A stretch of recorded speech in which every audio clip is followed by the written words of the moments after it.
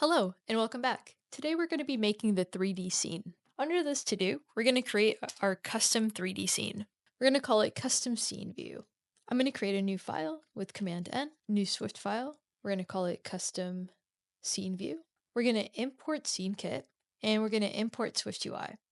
We're going to call this struct the custom scene view, and this is going to be UI view representable. With UI view representable, there are two functions we need to create. One of them is to make the UI view. We're going to call this func make UI view. But instead of it returning just some UI view, we're going to make it return SCNView. We're going to create our view, let view, and we're going to return that view. And here we're going to put in some custom properties to make this view look the way we want it. One of the important pieces of this custom scene view is that we want a binding to our scene. It's going to look like this. We're going to use this scene to set it on the view. We're going to add some other properties here to make the view look like what we want it to look like.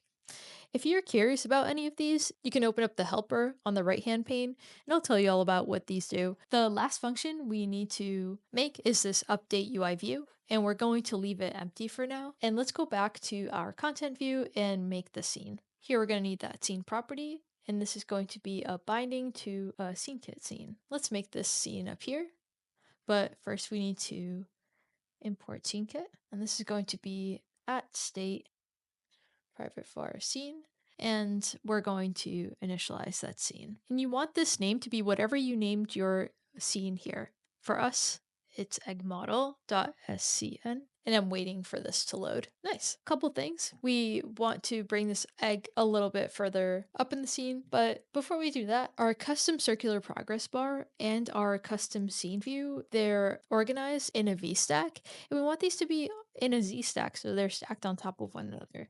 Let's go ahead and do that. After I did that, the egg became huge, so let's scale it down a bit. We can do that inside of our make UI view. We can grab the egg node and scale it down.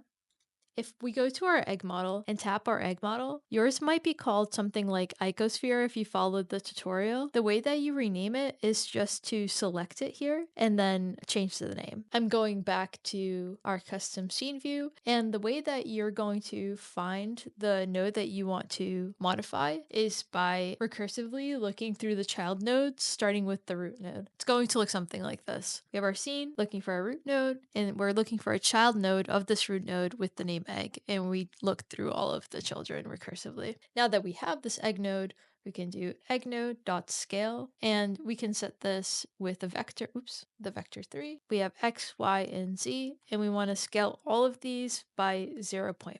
So we're just going to stick in some 0.5s, and that's going to scale this down by half.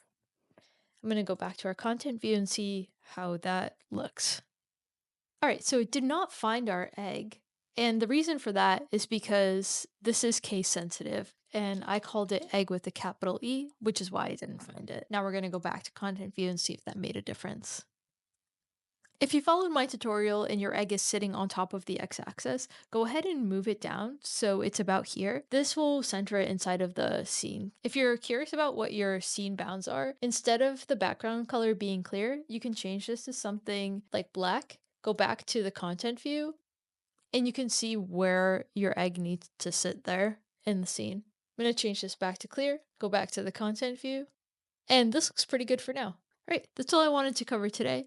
Next time, self-factor to the egg so that it cracks and reveals whatever is inside of it. I hope you learned something today, and I will see you next time.